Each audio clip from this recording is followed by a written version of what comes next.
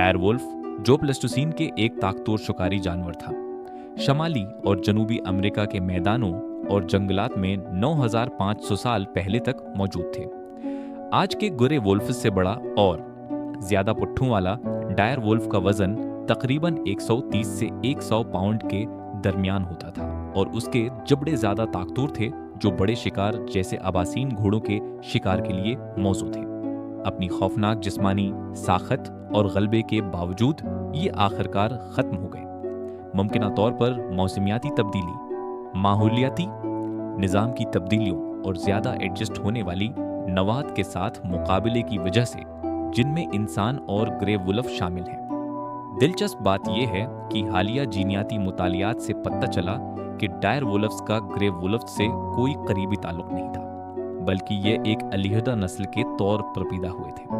उनकी कहानी दुनिया के बदलते माहौल में एपेक्स शिकारियों की ताकत और कमजोरी का एक वाज़ह नमूना है। कोलोसल बायोसाइंसेस, जो 2021 में जीनियात दान जारद चर्च और कारोबारी शख्स बीन लाम ने कायम की एक बायोटेक्नोलॉजी कंपनी है जो जीनियाती इंजीनियरिंग के जरिए खत्म प्रजातियों को दोबारा जिंदा करने पर मरकूज है।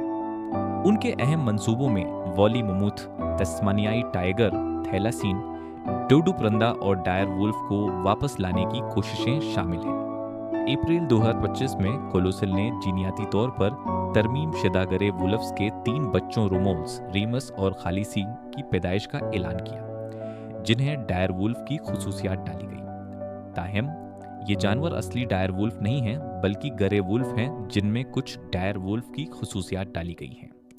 कंपनी के उस काम ने खत्म प्रजातियों को दोबारा जिंदा करने के अखलाकी पहलुओं के बारे में बहस व मुबाहसा को जन्म दिया है और उसके तहफ़्फ़ुज़ की कोशिशों पर उसके असरात पर सवालात उठाए हैं। कोलोसल बायोसाइंसेस ने 3 जीनियाती तौर पर इंजीनियर शुदा ग्रे वुल्फ्स रोमुल्स, रीमस और खालिसी की पैदाइश का ऐलान किया है और दावी किया है कि यह 10,000 साल से ज़्यादा अरसे के बाद ख़त्म हुए डायर वुल्फ इनोचुंडिरुस की पहली जिंदा मिसालें हैं। ये पपीज 2024 के आखिर और 2025 के अवाइल में घरेलू कुत्तों की सरोगेट माओं से सी सीजरियन सेक्शन के जरिए पैदा हुए। साइंसदानों ने डायर वुल्फ की खत्म प्रजातियों से हासिल शद्दा कदीम DNA का इस्तेमाल करते हुए डायर वुल्फ से वाबस्ता 20 जीनियाती खुसूसियात की निशानदेही की और फिर ग्रे वुल्फ की एम्ब्रियोज में 14 जीनियाती तब्दीलियां की ताकि उन खुसूसियात को जाहिर किया जा सके, जिनमें बड़ा जिस्म,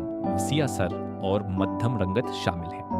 ताहम माहिरीन का कहना है कि ये जानवर जीनियाती तौर पर तरमीम शुदा ग्रे वुल्फ हैं, न कि खत्म प्रजातियों के असल दोबारा जिंदा होने वाली मिसालें। नाक़दीन का कहना है कि सिर्फ एक छोटी तादाद में जीनियाती तब्दीलियां की गई हैं और इस्तेमाल शुदा कदीम DNA टुकड़ों की सूरत में था, जिससे ये मुमकिन नहीं कि ये पपीज असली डायर वुल्फ हों। उसके बावजूद कोलोसल बायोसाइंसेस का कहना है कि उनका काम दोबारा जिंदा करने की साइंस में एक अहम कदम की नुमाइंदगी करता है।